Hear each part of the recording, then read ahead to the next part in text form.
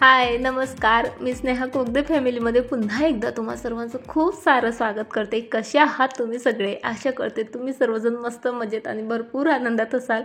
पण माझं आज काय झालं सांगू का? म्हणजे आरोहीची स्कूल बस 6:45ला येणार होती आणि माझी झोप 6:30ला मी झोपेतून उठली आणि इतकी घाई गडबड की कायच सांगू तुम्हाला. त्यात मग आरोहीचं चिडचिड चालू झालं, नको पोहाच दे, नको हेच दे तेच दे.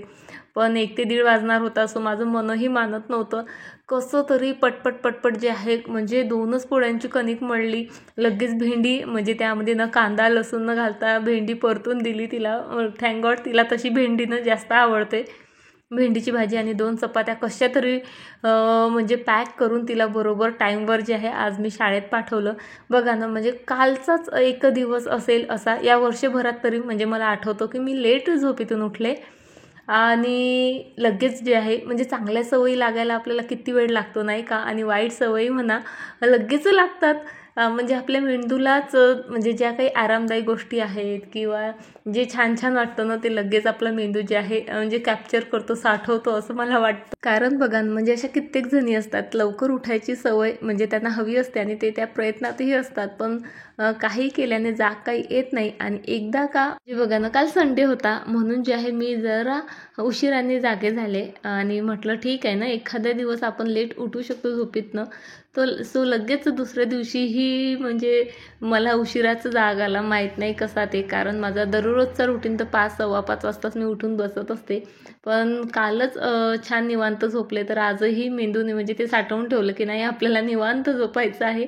आणि खरं सांगते बाबा, खूप घाई गडबड झाली. मी जर म्हणजे कॅमेरा लावून ते सर्व कॅप्चर केलं असतं ना, तुम्ही इतके हसले असतात ना, मला खूप हसले असते.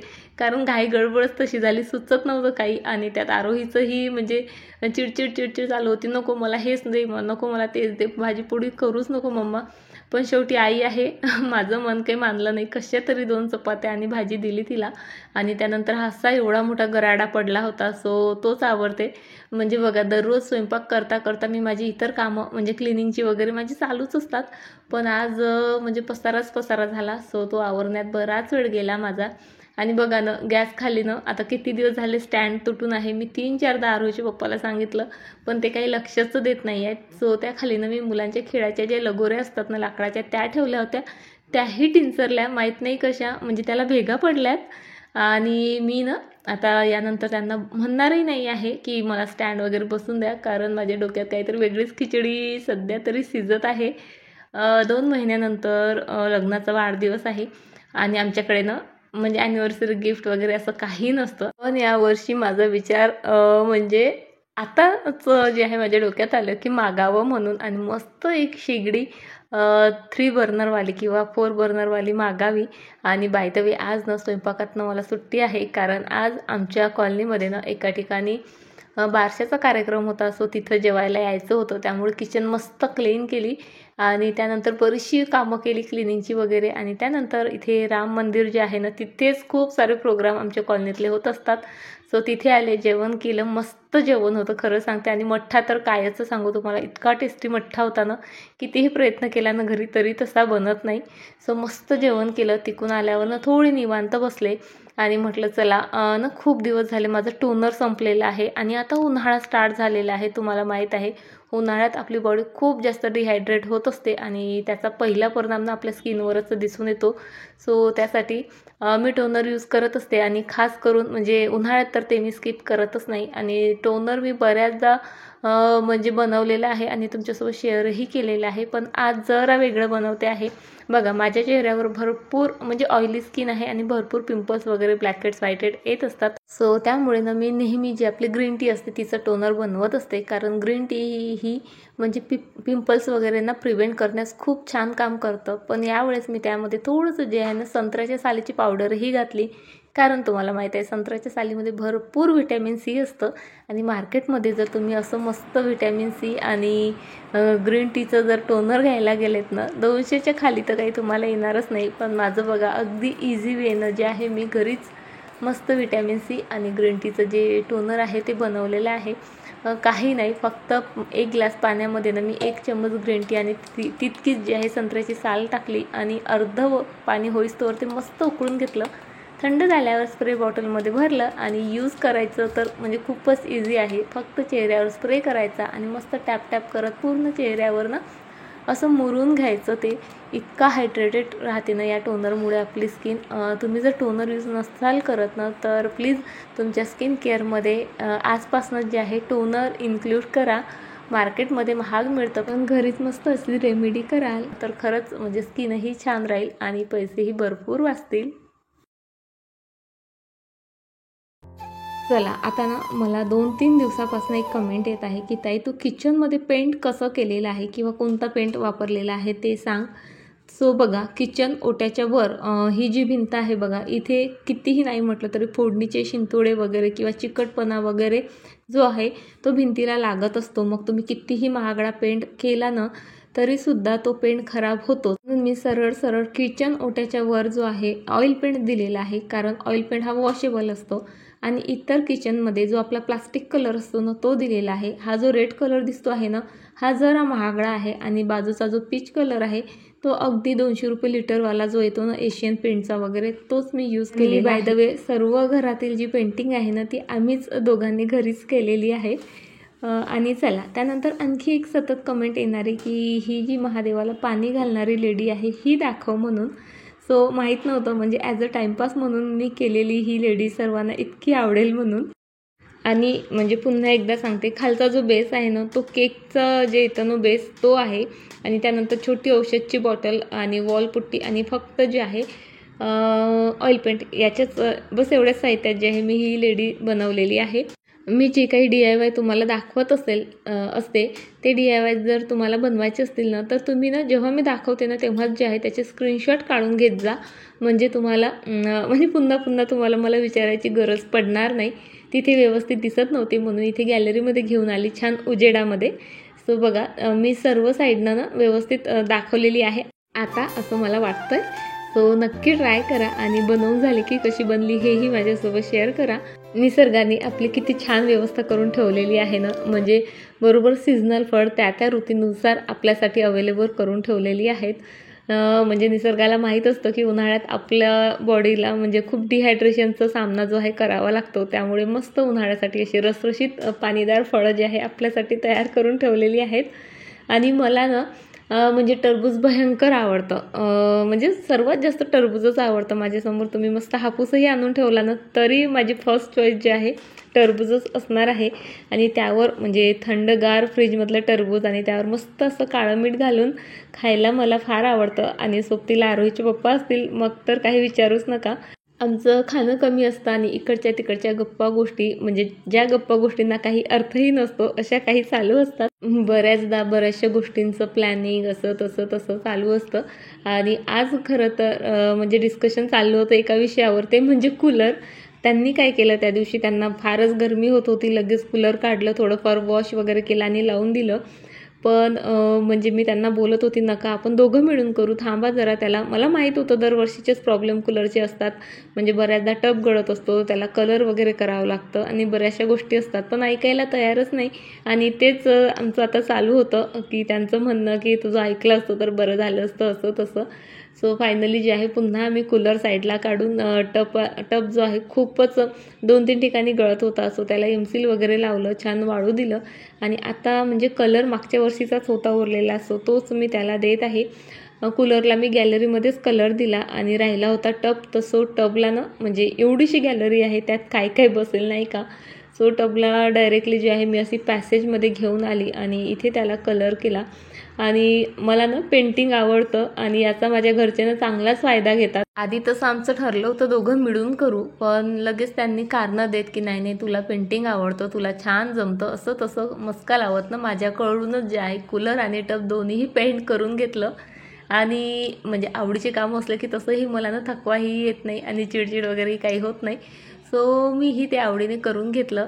माहिती आहे का, पेंटिंग करणं इझी आहे ऑइल पेंटनी, पण म्हणजे हार्ड जातं ते म्हणजे ब्रश वगैरे क्लीन करणं, कारण त्याला भरपूर टर्पेंटाईन ऑइल लागतं. शिवाय त्याचा स्मेलही खूप भयंकर येतो. सो कसं तरी ब्रश वगैरे सर्व क्लीन केलं. आणि बघा ना म्हणजे एकच दिवस फक्त एकच काम स्किप केलं तर माझ्याकडे किती सारा वेळ मिळाला वेगवेगळे कामं करायला. कूलरचं हे काम 3-4 दिवसापासून मी टाळतच होते. कारण दररोजची कामं, त्यानंतर म्हणजे स्वयंपाक, भांडी, कपडे, पोछा हे तर होतेच होते. त्याशिवाय माझं यूट्यूबचं असतं किंवा इतरही बऱ्याचशा गोष्टी असतात. त्यामुळे त्यासाठी वेळच मिळत नव्हता. पण आज स्वयंपाक म्हणजे कमी झाला, त्यामुळे भांडे कमी झाले. ओटा वगैरेही एकदाच आवरून होऊन गेला. त्यामुळे माझ्याकडे आज बराचसा वेळ शिल्लक होता आणि त्याचा मी छान असा सदुपयोग केला असं मला तरी वाटतंय. एक तर कूलर क्लीन करून झालं, त्यानंतर किती दिवसापासून टोनर बनवायचं होतं पण त्यासाठीही वेळ मिळत नव्हता, तेही झालं. शिवाय हा एरियानं म्हणजे मुलं इथे उभं राहिले की हात वॉश केल्यानंतर अशीच झटकतात आणि त्यामुळे हा काचनं नेहमी जे आहे म्हणजे त्यावर थेंबांचे डाग दिसतातच. कारण आमच्याकडे पाण्यामध्ये भयंकर क्षार आहेत आणि जरा जरी पाणी इकडे तिकडे उडवलं ना तर त्या क्षारांचे डाग पडतात. सो चला, हा आरसाही क्लीन केला आणि बोलता बोलता जे आहे ही एक शेल्फ आहे. खरं तर ही क्लीन वगैरे करायचा काही विचार नव्हता, पण तुम्हाला आता दाखवते मी, बघा. आणि ते बघून तुम्हाला असं वाटेल की स्नेहा तू कधी क्लिनिंग करते का नाही. इतकं काळं निघालं ना त्यावर. कारण बघा, कितीही नाही म्हटलं ना थोडंफार ऑइल, मॉइश्चरायझर वगैरे त्या काचावर, शेल्फवर पडतंच. आणि मग जी काही धूळ मातीनं येते घरात ती त्या तेलामुळे वगैरे चिपकून बसते आणि मग क्लीन केले की असं इतकी सारी घाण निघते. बरं चला, आता माझा हा एरियाही बऱ्यापैकी क्लीन करून झाला. राहिलं होतं फक्त बेसिंग, आणि बेसिंग क्लीन करायला ना मी हा ब्रश अगदी 10 रुपयाला मिळतो बघा कुठल्याही स्टेशनरीमध्ये. सो तो यूज करत असते. त्याने ना अगदी बेसिंगचा कानाकोपरा, नळाच्या आजूबाजूचा एरिया वगैरे मस्त क्लीन होतो. मला माहीत आहे, क्लिनिंग म्हटलं ना सर्वांनाच कंटाळा येतो. कारण दररोजची रुटीनची 30 कामं करून झाल्यानंतर जरा थकवा येतो आणि त्यानंतर जरा आराम करायचा आपण विचार करतो आणि आराम करता करता मग कामांचा कंटाळा यायला लागतो. मोबाईल हातात आला की मग तर विचारूच नका. आणि मग काय, सर्व कामं जशीच्या तशीच राहतात. म्हणून जे आहे मी अशा छोट्या छोट्या गोष्टी ज्या आहे तुमच्यासोबत शेअर करत असते. म्हणजे कसं मला बघून तुम्हालाही जरा उत्साह येईल की अरे हो, आपलीही ही कामं राहिलेली आहेत आणि आपल्यालाही करायची आहेत. म्हणजे असा तुम्ही विचार कराल आणि पटपट जे आहे कामालाही लागाल. सो चला, डस्टबिन क्लीन करून झाली. आणि डस्टबिन माहिती आहे का, मी क्लीन केल्यानंतर खाली ना एक जो नेप्थॅनल बॉल असतो, ज्याला आपण डांबराची गोळी म्हणतो बघा, कपड्यांमध्ये वगैरे ठेवतो. सो ती मी खाली टाकत असते आणि त्यानंतर त्यावर जे आहे हे गार्बेज बॅग अशी ठेवत असते. त्यामुळे ना म्हणजे महिन्यातून एकदा जरी तुम्ही डस्टबिन क्लीन केली ना तरीही तुमची डस्टबिन घाण होत नाही. डांबराची गोळी मी यासाठी टाकते का, डस्टबिन बघा आता आपण फ्लॅट सिस्टीममध्ये राहतो म्हटल्यावर डस्टबिन आपली गॅलरीमध्येच असते.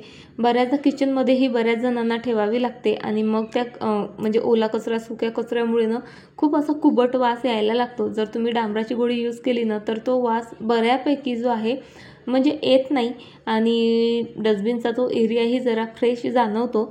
जर डस्टबिन बाहेर ठेवत असाल ना मग तर काही प्रॉब्लेमच नाही, पण घरात ठेवणाऱ्यांसाठी हा हॅक ना खरंच खूप युजफुल ठरणार आहे. आणि बघा ना, किती दिवस झाले मी हे प्लांटर तयार केलं. त्यामध्ये छान रबर प्लांट वगैरे मी जे आहे लावलं होतं, पण त्याला ना म्हणजे मला पाहिजे तशी जागाच मिळत नव्हती. शेवटी आज मनावर घेतलं आणि हे ज्या काही कुंड्या वगैरे होत्या त्या साईडला म्हणजे थोडं साईडला केल्या आणि कसं तरी या प्लांटरसाठी जागा मी जी आहे तयार केली. आणि म्हणजे मला कोणतंही झाड घेताना किंवा एखादं प्लांटरही विकत घेताना ना 10 वेळा विचार करावा लागतो.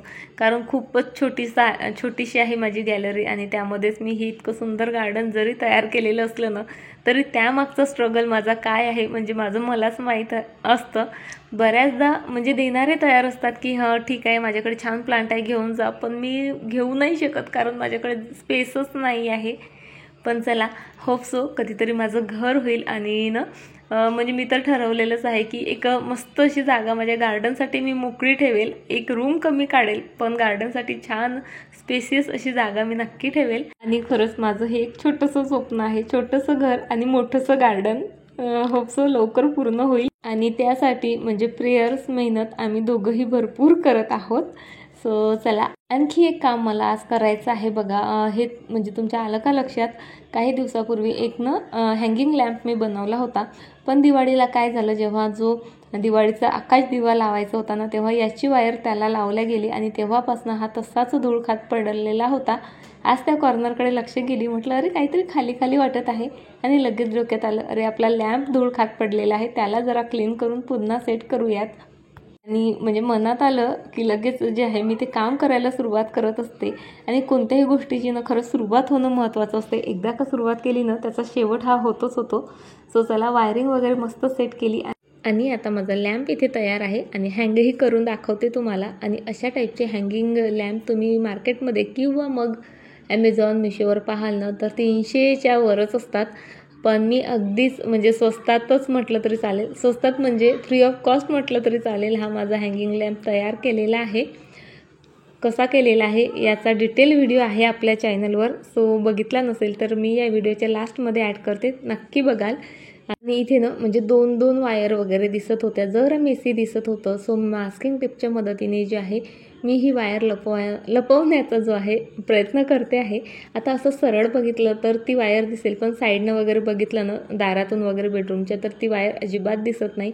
आणि बघा असा दिसतो आहे छान असा माझा हँगिंग लॅम्प. आणि ना म्हणजे मी हे सर्व कामं करत होती आणि किचनमध्ये येऊन बघते तर काय बापरे, मुलांनी असा गोंधळ घालून ठेवला होता ना. म्हणजे आपण जरा काही बिझी असलं ना की मुलं त्याचा पुरेपूर फायदा घेतात. बरेच दिवसापासून ना ते मला मॅगी बनवून मागत होते, पण मी टाळत होती त्यांना. मी म्हणजे आता असं ठरवलं की आपण आठवड्यातून एकदा किंवा मग 15 दिवसातून एकदाच मॅगी खायची. पण मी बिझी असल्याचा त्यांनी पुरेपूर फायदा घेतला. आणि बघा इथे पिहू त्याची वेगळी मॅगी बनवतो आहे, आरू त्याची वेगळी मॅगी बनवते आहे. आणि आरूचं खूप असतं म्हणजे कांदा, टोमॅटो, त्यानंतर बटर, चीज, पनीर सर्वच तिला हवं असतं, सिमला मिर्च इव्हन. आणि पिहूला काही ते आवडत नाही, त्यामुळे दोघांनी अशा आपापल्या मॅगी बनवल्या. आणि पसाऱ्याचं तर काही विचारूच नका, पूर्ण किचन ओट्टाभर पसारा करून ठेवलेला आहे. चला आता मी लागते कामाला, सर्व पसारा वगैरे आवडते. आणि तुम्हाला उद्या भेटते अशाच एका छान व्हिडिओसोबत. तोपर्यंत फ्रेंड्स स्वतःची काळजी घ्या. बाय, टाटा.